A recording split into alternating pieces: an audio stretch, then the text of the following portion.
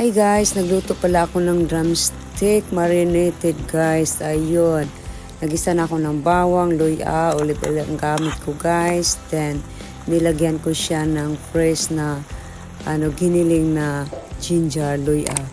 Then pagkatapos guys, nilagyan ko rin ng marinated na naman na ginger guys. O diba, nakakaiba. Mostly ginagamit mga garlic marinated. Ayun, or mga fresh garlic ba.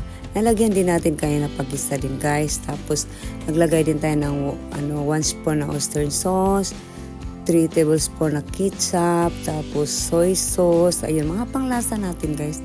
Tapos, nakakaiba lang to kasi nilagyan ko ng marinated na ginger guys. Sobrang sarap.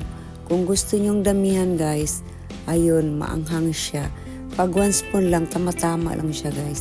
Tapos itong ginger na to guys, pwede din siya sa pang-ulam, ilagay sa ibabaw ng rice. Hindi ko na napakita kanina guys kasi sobrang nagutom ako.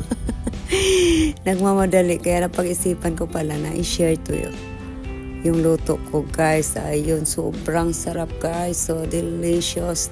Dinner for tonight. And yun, look, so yummy. Pwede siya sa spaghetti guys. Sobrang sarap guys, nakakaiba.